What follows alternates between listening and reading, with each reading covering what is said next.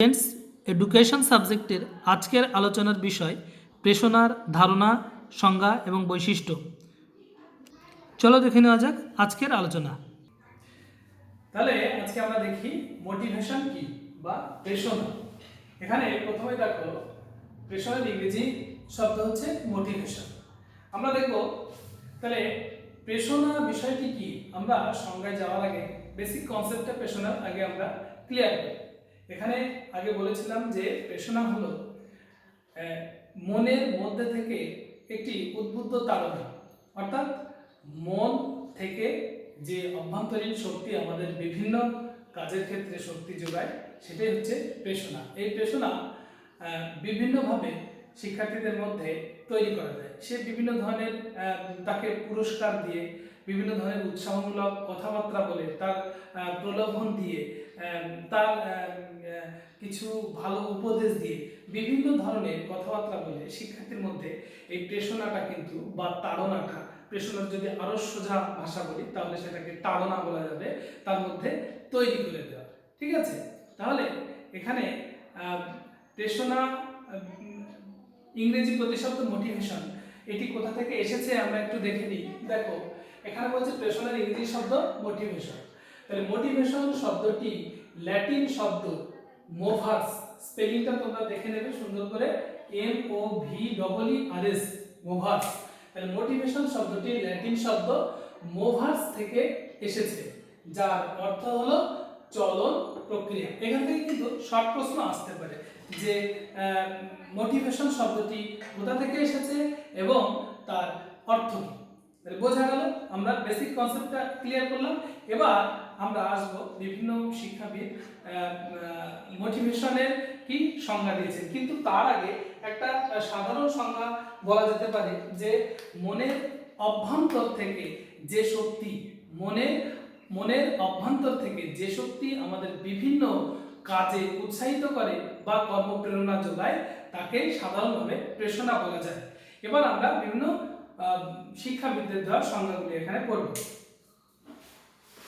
তাহলে আমরা দেখি যে প্রথমে আমরা দেখব মনোবিদ গুড প্রেষণার কি সংজ্ঞা দিয়েছেন। আমরা এখানে দেখব মনোবিদ গুড বলেছে motivation is the processing of arousing, sustaining and regulating activity.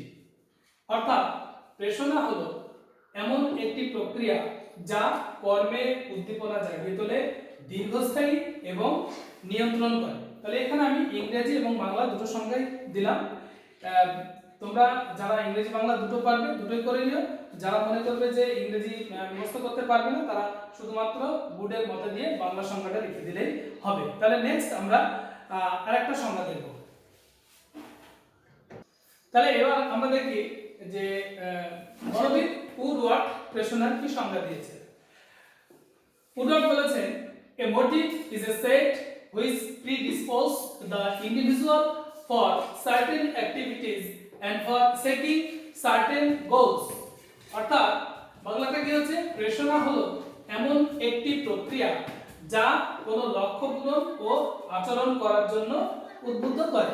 তাহলে এই গেল আমাদের প্রেষণার সংজ্ঞা। আমরা কনসেপ্ট পেলাম, আমরা সংজ্ঞা পেলাম। এবার আমরা প্রেষণার বৈশিষ্ট্যগুলি আমরা এখানে দেখব। প্রেষণার আমরা বৈশিষ্ট্যগুলি দেখব, ঠিক আছে। তাহলে এবার আমরা প্রেষণার বৈশিষ্ট্যগুলি দেখে নিই, তাই তো। তাহলে বৈশিষ্ট্যটা এখানে আমি দেখো কতগুলি প্রেষণার কতগুলি বৈশিষ্ট্য আমি এখানে লিখেছি, যেগুলো পরপর আলোচনা করব। দেখো নাম্বার 1 এখানে বলা হচ্ছে কি, প্রথম অভ্যন্তরীণ প্রক্রিয়া। তাহলে প্রেষণা কি বলছে, প্রথমে অভ্যন্তরীণ প্রক্রিয়া। দেখা যাক এখানে অভ্যন্তরীণ প্রক্রিয়া বলতে কি, মানে প্রেষণা হচ্ছে আমাদের ভিতর থেকে আমাদেরকে উৎসাহিত করে কোনো কাজ করার জন্য। কেউ যদি কোনো শিক্ষার্থীকে ভিতর থেকে তাকে উৎসাহিত করে দিতে পারে, তাহলে কিন্তু সে কোনো নির্দিষ্ট লক্ষ্য পূরণ বা নির্দিষ্ট কাজ বা কর্মতৎপরতা তার মধ্যে খুব সুন্দরভাবে দেখা যাবে। তাই বলছে একটি অভ্যন্তরীণ প্রক্রিয়া, অর্থাৎ যদি শিক্ষার্থীর মনের ভিতরে এই প্রেষণাটাকে সৃষ্টি করে দেওয়া যায় বা তৈরি করে দেওয়া যায়, তাহলে তার দ্বারা যে কোনো কাজ করানো সম্ভব হয়। বোঝা গেল। দ্বিতীয় পয়েন্ট বলছে, দেখো 2 নম্বর পয়েন্ট বলছে নির্বাচনমূলক প্রক্রিয়া। তাহলে পেশনা যে কোনো একটি বিষয় বা বস্তুকে কেন্দ্র করে শিক্ষার্থীর মধ্যে তৈরি হয়। যে কোনো একটি বিষয় বা বস্তুকে নির্বাচন করে, নির্বাচন মানে সিলেক্ট, কেন্দ্র করে, সিলেক্ট করে বা কেন্দ্র করে নির্বাচন করে পেশনা তৈরি হয়। যেমন দেখা যাচ্ছে যে খিদে পেল কারো, খিদে পেলে তখন কিন্তু তার ভিতর থেকে একটা তাড়না সৃষ্টি হয় কোনো কিছু খাওয়ার, খাদ্যবস্তু তার খাওয়ার একটা, তার মধ্যে একটা তাড়না তৈরি হয়, ঠিক আছে। তো এখানে নির্বাচনমূলক বলতে এখানে তার খিদের সময় তার নির্বাচনের বস্তুটি এখানে কি খাদ্যবস্তু, বোঝা গেল? তার জন্য বলছে যে প্রেষণা হচ্ছে একটি নির্বাচনমূলক প্রক্রিয়া। নেক্সট পয়েন্ট বলছে নাম্বার 3 ধারাবাহিক প্রক্রিয়া। ধারাবাহিক মানে কি কন্টিনিউ, যেটা চলতে থাকে, কন্টিনিউ। দেখাচ্ছে একটা কোনো বিষয়ে আমার মধ্যে প্রেষণা তৈরি হলো বা আমার মধ্যে প্রেষণা তৈরি করে দিল, তাহলে সেই বিষয় বা বস্তুর প্রতি আমার চাহিদা মিটে গেলে আমার কিন্তু পরবর্তীতে আবার যে কোনো একটি বিষয় বা বস্তুর প্রতি প্রেষণা তৈরি হতে থাকে। এক্ষেত্রে যদি খিদের উদাহরণটা আমরা দিই তাহলে আমরা খুব ভালোভাবে বুঝতে পারবো। আমার সকালবেলা খিদে পেয়েছিল, আমি ভাত খেয়ে নিয়েছিলাম বা আমি খাদ্যবস্তু খেয়ে নিয়েছিলাম, আমার ক্ষুধা নিবারণ হয়ে গেছিল। আবার আমার দুপুরবেলা খিদে পেয়েছে, আমার কিন্তু তখন আবার প্রেষণা তৈরি হচ্ছে, আমার মনের মধ্যে তাড়না তৈরি হচ্ছে, কিসের জন্য? না খাদ্যবস্তু খাওয়ার জন্য, তাই তো? তাহলে আবার দুপুরে খেলাম, আমার ক্ষুধা নিবারণ হয়ে গেল। আবার কিন্তু রাতের বেলায় আমার প্রেষণা তৈরি হচ্ছে কি খাদ্যবস্তু। তাহলে আমি একটা উদাহরণ দিলাম। এরকম বলছে যে প্রেষণা হচ্ছে কন্টিনিউয়াস একটি প্রক্রিয়া, ধারাবাহিক প্রক্রিয়া। শেষ হলো, পরবর্তীতে আবার অন্য কোনো একটা বিষয়ের প্রতি আবার আমাদের প্রেষণা শুরু হবে। নেক্সট বলছে 4 নাম্বার ভারসাম্য তৈরি করে, ভারসাম্য তৈরি করে। তাহলে এবার বলি প্রেষণা কিভাবে আমাদের মধ্যে ভারসাম্য তৈরি করে। যে বিষয় বা বস্তু প্রতি, যে বিষয় বা বস্তুর প্রতি আমাদের তাড়না সৃষ্টি হলো, আমাদের চাহিদা সৃষ্টি হলো, প্রেষণা সৃষ্টি হলো, সেই বিষয় বা বস্তুটি পেয়ে যাওয়ার পর আমাদের মানসিক ভারসাম্য বা মানসিক স্থিতিবস্থা আমাদের কাজ করে। যেমন খিদে পেয়েছে, আমি ভাত খেয়ে নিয়েছি, তখন কিন্তু আমার মনের মধ্যে তাড়নাটা শেষ হয়ে গেছে এবং আমার মানুষ যে খিদের প্রতি, আমার প্রচন্ড খিদে পেয়েছে, আমার কোনো কাজ আর মাথায় ঢুকছে না, কোনো কাজ কিছুই ভালো লাগছে না। আমাদের যখন প্রচন্ড খিদে পায় তখন কিন্তু আমাদের আর অন্য কিছুই ভালো লাগে না, সেটা পড়া হোক, খেলাধুলা হোক, গল্প করা হোক, যে কোনো কিছু করা হোক, আমাদের যখন আমরা ক্ষুধাটাকে নিবারণ করলাম, যখন আমরা কিছু খেয়ে আমরা ক্ষুধাটাকে নিবারণ করলাম, তখন কিন্তু আবার আমরা পূর্বের অবস্থায় যদি আমরা পড়তাম তাহলে কিন্তু আমাদের তখন পড়ার প্রতি মনোযোগ চলে আসলো। আবার যদি খেলতাম, আবার খেলতে ইচ্ছা করছে, তাহলে কি হলো? আমরা ক্ষুধা নিবারণ হয়ে যাওয়ার পর বা প্রেষণা নিবারণ করার পর আমাদের আবার পূর্ব অবস্থায় আমরা ফিরে যেতে সক্ষম হই। তাই বলছে শিক্ষার্থীর মধ্যে প্রেষণা ভারসাম্য তৈরি করে। নেক্সট পয়েন্ট বলছে নাম্বার 5 মাত্রাগত পার্থক্য। প্রেষণা মাত্রাগত পার্থক্য বলতে কি বোঝায়? যে এক এক ক্ষেত্রে প্রেষণা এক এক রকমের হয়ে থাকে। যেমন বলছে যে যে বিষয়ের প্রতি খুব বেশি প্রেষণা তৈরি হয় আমাদের, সেই বিষয় বা বস্তুর প্রতি কর্মতৎপরতা আমাদের খুব বেশি থাকে। আবার দেখা যাচ্ছে আমাদের সব বস্তু বা সব বিষয়ের প্রতি একই রকমের আমাদের যে প্রেষণা তৈরি হবে, একই রকমের আমাদের তাড়না তৈরি হবে, সেটা কিন্তু নয়। এক এক বিষয় বা এক এক বস্তুর প্রতি আমাদের তাড়না বা প্রেষণা এক এক রকমের হয়। কোনোটার ক্ষেত্রে আমাদের প্রেষণা খুব গভীর হয়, খুব বেশি হয়, আবার কোনোটার ক্ষেত্রে আমাদের প্রেষণা খুব কম হয়, অল্প হয়। তো যে ক্ষেত্রে আমাদের প্রেষণা খুব বেশি হচ্ছে, সেক্ষেত্রে আমাদের কর্মতৎপরতাও খুব বেশি হচ্ছে। এর জন্য আমরা শিক্ষার্থীর মধ্যে যদি কোনো বিষয় পড়ার ক্ষেত্রে বা বোঝার ক্ষেত্রে আমরা যদি তার মধ্যে বেশিভাবে আমরা প্রেষণাটা তৈরি করতে পারি, তাহলে বিষয়বস্তুর প্রতি সে কিন্তু খুব বেশি আকৃষ্ট হবে। আবার যদি কোনো রকমের খুব একটা বেশি তার প্রেষণা তৈরি করতে পারলাম না, তাহলে সেক্ষেত্রে কিন্তু দেখা যাচ্ছে তার বিষয়বস্তুর প্রতি আকৃষ্টটা অনেক কম হবে। তাই এখানে বলছে যে যে বিষয় বা বস্তুর প্রতি তার প্রেরণা খুব বেশি থাকবে সেই বিষয় বা বস্তুর প্রতি তার কর্মতৎপরতাও তত বেশি বৃদ্ধি পাবে, আর যে বিষয় বা বস্তুর প্রতি তার প্রেরণা বা তাড়না একটু কম সৃষ্টি হবে সেই বিষয় বা বস্তুর প্রতি তার কর্মতৎপরতা অপেক্ষাকৃত কম হবে। নেক্সট পয়েন্ট কি বলছে 5 গেল, এবার 6 নম্বর বলছে যে প্রেরণা চাহিদা পূরণে সহায়ক। অবশ্যই আমরা জানি প্রেরণা যদি আমার মধ্যে সৃষ্টি হয় তাহলে সেই প্রেরণার দরুন আমাদের মনের মধ্যে সঙ্গে সঙ্গে আমাদের চাহিদাটাও সৃষ্টি হয়ে যায়। তাহলে আমরা যখন প্রেরণার পরিপ্রেক্ষিতে আমরা কি করছি, আমরা চাহিদাটাকে আমরা পূরণ করছি। আমাকে আজকে সাপোজ এই টপিকটা মুখস্থ করতেই হবে, কালকে আমার পরীক্ষা, ঠিক আছে, তাহলে তখন কিন্তু আমার মনের মধ্যে একটা বিরাট তাড়না চলে আসলো, বিরাট একটা প্রেরণা সৃষ্টি হলো। তখন কি হবে, আমি ওই টপিকটা পড়ে মুখস্থ করে তারপরেই কিন্তু উঠবো, তাহলে আমার চাহিদাটা কিন্তু নিবারণ হলো।